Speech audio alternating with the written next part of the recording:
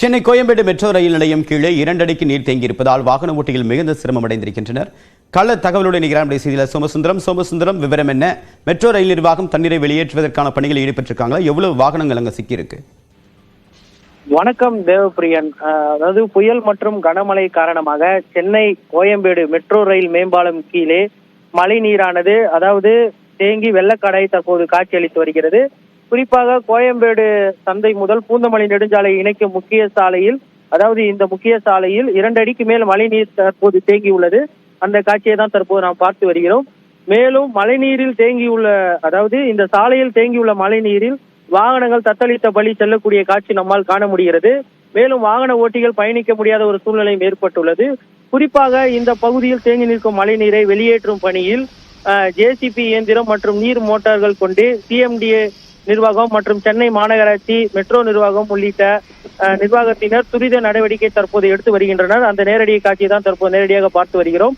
மேலும் மழைநீர் வடிகால்களை உடைத்து ஜேசிபி இயந்திரம் மூலம் மழைநீரை வெளியேற்றும் பணியும் இந்த பகுதியில் மும்முரமாக நடைபெற்று வருகிறது. மழை காரணமாக இந்த சாலை வெள்ளக்காடாக காட்சியளித்து வரக்கூடிய ஒரு காட்சியை நம்மால் காண முடிகிறது. இதனால் கோயம்பேடு சந்தைக்கு வந்து செல்லும் வியாபாரிகள், பொதுமக்கள், வாகன ஓட்டிகள் என அனைவரும் அவதிக்குள்ளாகி உள்ளனர் என்பது குறிப்பிடத்தக்கது. தேவப்பிரியன், விரிவான தகவலுக்கு நன்றி சோமசுந்தரம்.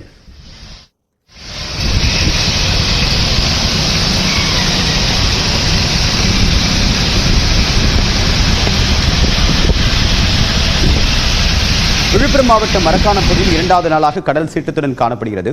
15 அடி உயரம் வரை கடல் அலை எழுந்து வருகிறது. தொடர்பான கள தகவலுடன் செய்தியில் குணாநிதி விவரம் என்ன? தற்போது மரக்காணம் பகுதியோட நிலை எப்படி இருக்கு? வணக்கம் தேவப்பிரன். பங்கல் புயல் காரணமாக விழுப்புரம் மாவட்டத்தில் பார்த்தீங்கன்னா அதிகாலை முதலே விட்டு மிதமான மழை என்பது பெய்து வருகிறது. மிக குறிப்பாக விழுப்புரம் மாவட்டத்தின் கடலோர பகுதியான மரக்காணம் பகுதியில் பார்த்தீங்கன்னா லேசான காற்றுடன் தொடர்ந்து ஒரு மிதமான மழை என்பது பெய்து வருகிறது. இந்த நிலையில பார்த்தீங்கன்னா கடல் என்பது கொந்தளிப்பாக காணப்படக்கூடிய ஒரு சூழல் உள்ளது. கிட்டத்தட்ட 15 முதல் 20 அடி உயரத்திற்கு கடல் அலைகள் எழும்பி ஆக்ரோஷமாக காணப்படக்கூடிய சூழல்ல விழுப்புரம் மாவட்டத்தை சேர்ந்த 19 மீனவ கிராமங்களை சேர்ந்த 5000க்கும் மேற்பட்ட மீனவர்கள் பார்த்தீங்கன்னா 5வது நாளாக கடலுக்கு செல்லாமல் வீட்டில் இருக்கிறாங்க. தொடர்ந்து பாத்தீங்கன்னா அந்த கடல் அலையினுடைய சீற்றம் என்பது தொடர்ந்து அதிகரித்து காணப்படக்கூடிய சூழல அப்பகுதிக்கு செல்வதற்கு காவல்துறை என்பது தடை வைத்திருக்கிறது. குறிப்பாக அந்த கடற்கரை பகுதிக்கு செல்லக்கூடிய எல்லா வழிகளும் தடுப்புகள் அமைத்து தடுக்கப்பட்டு காவல்துறை பாதுகாப்பு என்பது போடப்பட்டிருக்கிறது. ஏனென்றால் அந்த கடல் சீற்றத்தினுடைய காரணமாக ஏதேனும் பாதிப்புகள் ஏற்படும் என்கிற ஒரு அச்சத்தில் தொடர்ந்து காவல்துறை பாதுகாப்பு என்பது போடப்பட்டிருக்கிறது. உங்களுடைய விரிவான தகவலுக்கு நன்றி குணாநிதி.